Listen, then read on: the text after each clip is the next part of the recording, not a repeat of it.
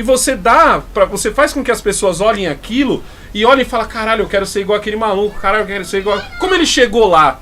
Como o Emicida chegou? O Emicida é um cara que eu nem curto, mas eu olho assim, você vê que ele é nitidamente inteligente, apesar da gente não bater as mesmas ideias, mas eu quero que o moleque olhe e diga assim, caralho, eu quero ser que nem aquele Emicida. Como ele chegou lá?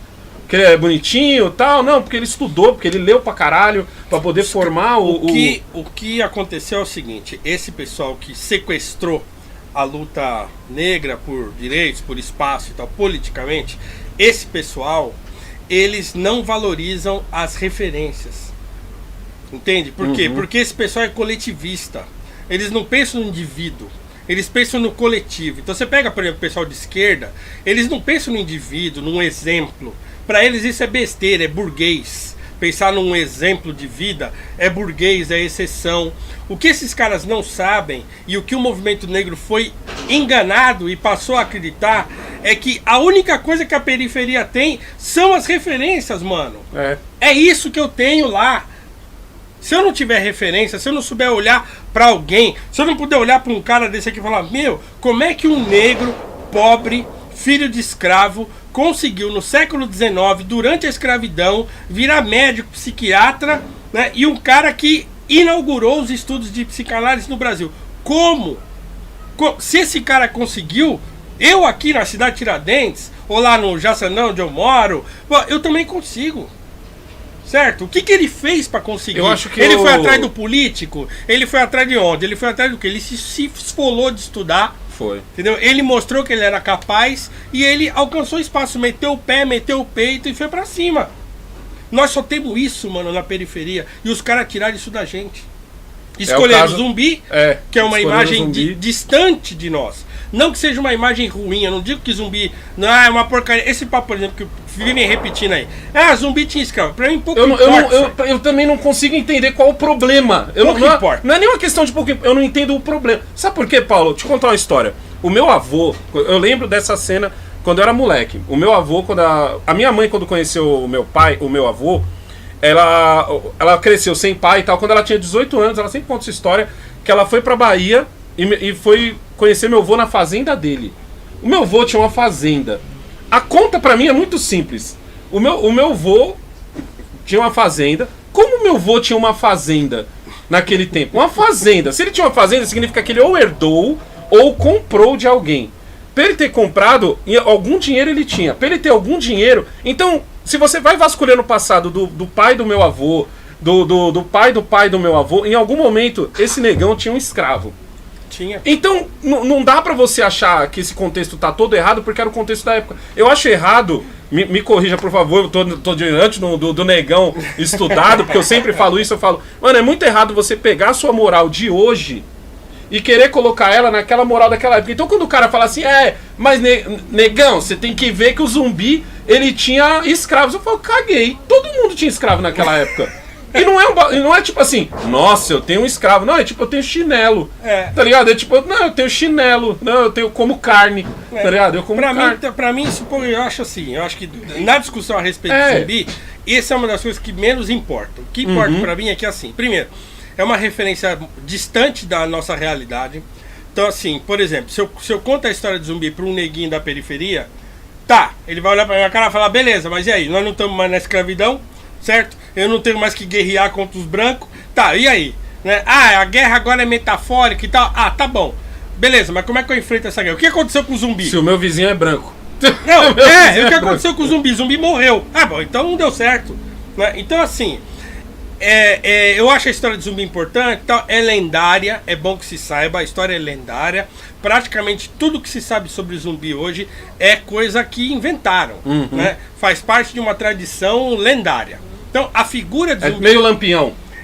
É pior, né? Porque Lampião ainda tá mais próximo da gente, é mais fácil registrar, tem foto e tal. Mas o Zumbi não, porque assim, praticamente tudo é invenção. Né? A gente sabe que existiu, né? E nunca... Foi dando uma floreada ao longo do tempo. Porque primeiro não se sabia se era um título, se era uma pessoa, se era um grupo, não sabia nada disso. Então foram descobrindo aos poucos, e aí depois se cristalizou na figura de uma pessoa. Né? E não se sabe se houveram outros, se haviam outros zumbis antes desse que morreu por último. Toda vez que eu ouço um negão falar de zumbi, o cara que defende, eu tô falando, eu ouço ele falando e não consigo achar errado o que ele conta. E depois eu vejo um outro cara falando, em geral ele é branco, falando de zumbi, falando, não, porque o zumbi é uma invenção, zumbi isso, zumbi aquilo. Eu falo, mano, dane-se se ele era tudo isso, entendeu? Tira o cara como... Pra mim ele é quase como, sei lá, o nosso T'Challa, tá ligado? Não, se é inventado, mas é legal, tá ligado? Numa tradição... É inventado, mas é legal. Sim, numa tradição oral é importante, é um símbolo importante, entendeu? Então, por exemplo, você pega um livro de história que, se eu não estou enganado, é do século XVII, que é o do Sebastião da Rocha Pita, História da América Portuguesa,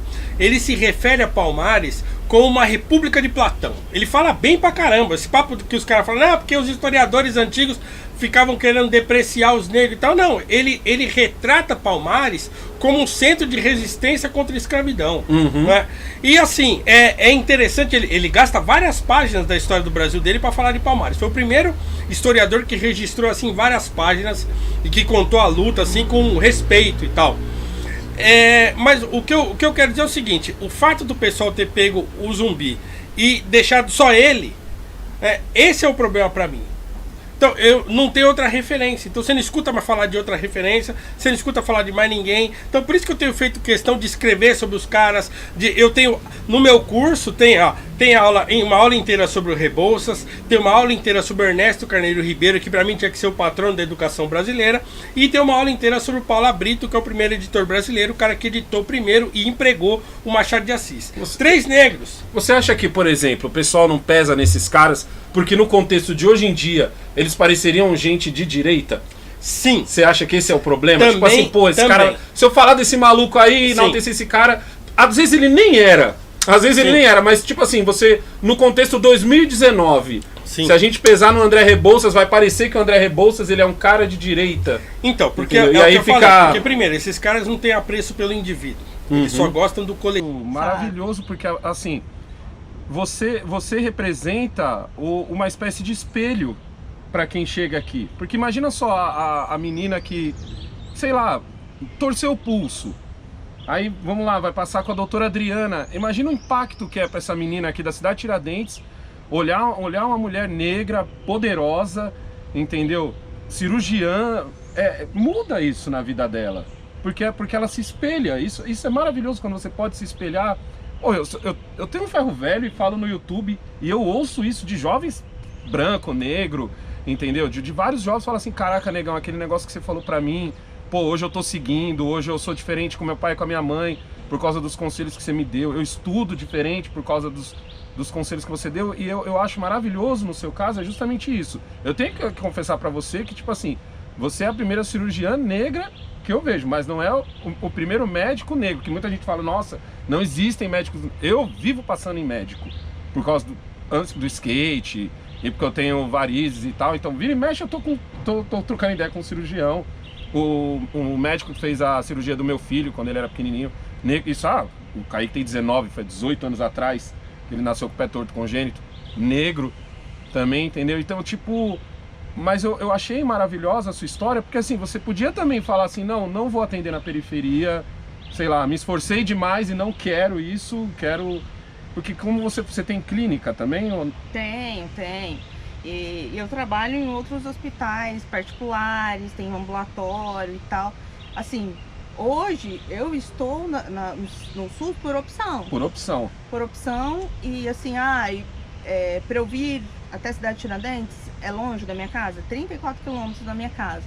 Mas eu venho tão feliz e eu vejo que as pessoas às vezes deturpam tanto a comunidade. Nossa, nem me fala. Sabe? É assim, eu chego aqui, terça é o dia que eu mais trabalho. Porque eu saio de casa às 4h15 da manhã, eu chego aqui mais ou menos 5 horas da manhã. E assim, me dá uma alegria de ver o povo todo na rua já indo trabalhar, seja em qualquer sua função, mas com orgulho e com uma satisfação. Então assim, eu vejo eles, todo mundo saindo, já com sacola, com coisa. Então assim, 5 horas da manhã, para quem não conhece, da Tiradentes já está alerta. Exatamente. E todo mundo saindo para trabalhar e assim, satisfeito. Sabe, porque às vezes eles falam aquele clima de tristeza. Não existe esse clima. Eu sou inferior, desigualdade, aquela raiva, né? O outro é opressor e eu sou oprimido. Não, aqui não existe isso. As pessoas são satisfeitas com o que elas fazem. Exatamente. E eu acho isso legal. e me ensinam tanta coisa, né? Eu aprendo todo dia com um paciente, com um outro, e aí, assim, a diversidade de pessoas que eu atendo, e aí você fica vendo, assim, às vezes as pessoas comentando na TV, aquelas coisas bem...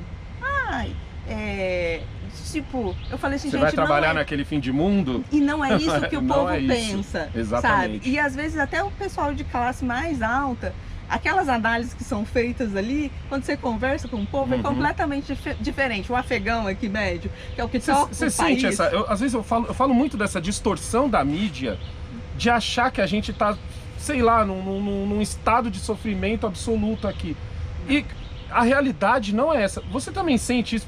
Eu não sei se é só preconceito, ou é pura ignorância mesmo, é uma falta de vontade de perceber. Sim, eu acho que Eles pintam a periferia como um lugar terrível. Terrível. E entendeu? assim, não, as pessoas aqui são educadas também, sabe? É difícil eu sair, uma semana que eu saio daqui sem ganhar alguma coisa, um bombom ou alguma coisa assim, sabe? Então, assim, são muito gratos, eles entendem, porque quem precisa, quem realmente já viveu aquilo e viu o atendimento, o que foi feito, que tudo, então, assim, é completamente distorcido. Você vai falar assim, lá tem bandido. Eu te falo que é 1%. 99% são as pessoas que estão às 5 horas da manhã, saindo para trabalhar. Esvaziando a cidade Tiradentes. Esvaziando, pegando 2 conduções, indo longe. Você vê mãe com criança dormindo no colo para deixar no meio do caminho na escola. Você vê de tudo, assim. Muitas vezes a creche é paga. Na época, eu falo isso, o pessoal não acredita. Que na Tiradentes você tem escola paga, não tem só escola pública. Tem escola de inglês, tem academia. Isso, tem academia. Sabe? E, enfim, tem vários comércios bons, açougue, fruta, hortifruti. Quantas e quantas vezes quando tô indo embora eu paro pra comprar as coisas. Eu preciso te perguntar uma coisa, porque rola uma espécie de preconceito do seguinte, não preconceito de cor, não. Preconceito de dinheiro mesmo. Porque, por exemplo, você explica que você veio de uma origem mais humilde e tal, mas, meu, família é tudo. Nossa, eu peso tanto nisso, que família é tudo. Mas mesmo assim, por que a medicina? Por que você não foi, tipo, pra administração, pra ADM, que é tipo, já trabalho rápido, sabe? Por que você escolheu justo a medicina? Esse caminho mais... Então, eu, Alessandro, adoro gente. Hoje em dia tem esses negócios assim, eu prefiro um cachorro, não sei o quê. Não, eu adoro gente, eu adoro ser especialista em gente, porque por mais que você seja um ser humano, que ele é imperfeito nas várias coisas deles, como eu sou também, como todo mundo tem dia que a gente não tá num bom dia, mas eu acho assim que é fantástico o universo do ser humano. E poder cuidar de gente, poder conviver, na verdade, assim, eu acho que é muito mais terapia pra mim, conversar com todo mundo, que eu adoro falar, meu marido fala, nossa, você fala pra caramba, adoro falar, conversar com gente diferente, adoro conhecer as coisas, conhecer cultura, sabe? E aí você acaba entendendo antes, porque eles te rotulam por alguma coisa. Isso é verdade. E às vezes você vai conversando com a pessoa e você vai entendendo o lugar, né? A gente mora num país que é um continente. E a gente recebeu, né? O Brasil ele é muito peculiar e é muito especial. Porque assim, a gente recebeu cultura de vários povos e daquilo a gente fez uma cultura e não é tão diferente se você for pensar do sul até o norte lá. A organização familiar é a mesma coisa, enfim, a gente fala a mesma língua. Isso, todo mundo. E é um país, um único país, onde o cara da classe A e o da classe E come basicamente assim, o trivial, o arroz com feijão. Não tem outro país. Não tem outro país. Onde todo mundo come a mesma coisa. E aqui onde você chega, você é acolhido, né? Eu falo assim, o país tem tudo para dar certo. Você viajando no interior, assim, eu já fiz, o ano passado fiz o interior de Alagoas, viajei, conhecendo. Assim, são lugares lindos. O brasileiro, ele é muito acolhedor. É até perfeccionista nos serviços, hotel. E olha que eu já viajei em vários lugares do mundo. E eu falo assim, gente, a não ser que sim, acontecesse uma coisa muito grave no Brasil para eu sair daqui, Eu sinto isso, eu não consigo sair. E assim, eu vou e até o meu marido, que é estrangeiro, ele junta hoje as coisas e fala assim, ai, vamos embora, vamos voltar para casa. Porque assim, o Brasil é um lugar único, né? Então, às vezes, isso... E o que me atraiu sempre na medicina também, que é uma ciência que mistura com a arte, e é uma ciência que não é igual matemática, engenharia, que você estuda e ela acaba na sua mente, né? Arquitetura, essas coisas. É uma coisa que você estuda, só que ela começa na sua mente e termina no próximo. Verdade. E ali vem uma certa responsabilidade enorme, porque você tá na vida da pessoa, né? Então eu acho que assim, você tem que ter a responsabilidade, o compromisso, o foco do paciente. Você tem que se manter sempre atualizado, você tem que se estudar, né? Porque todo mundo às vezes vê as flores, né? É médico, não sei o quê. Mas assim, não vê o tanto que a gente tem que estudar, o tanto que você abdica de uma série de coisas. Para você ser um bom médico, independente se você tem a vida de uma família rica ou de uma família pobre, você acaba tendo que abrir mão de muita coisa. Então, muitas vezes você vai ver em festa e você não vai poder ir. Você não vai poder passar Natal e Ano Novo com a sua família. Às vezes você tem alguém da sua família doente, mas você não pode faltar ao seu serviço. Então você vai estar lá com a cabeça no outro lugar, mas você pensa isso.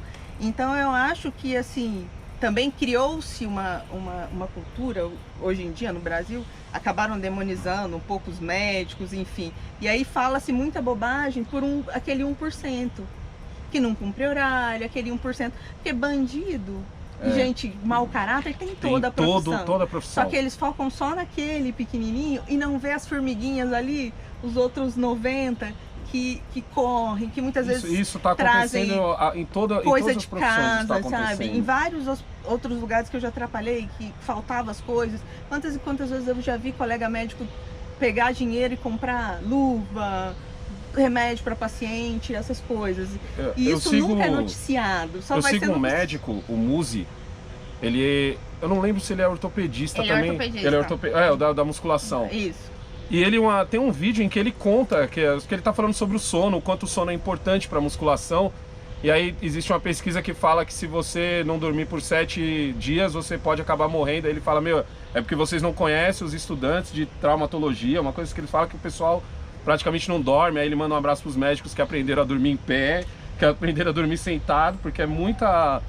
que aprenderam a dormir, quase não dormem, assim. Ele começa a contar, ele até foge um pouco do assunto que ele tá falando, para dar esse espaço a falar dos médicos que se esforçam bastante. É isso que você está dizendo. A rotina é muito intensa.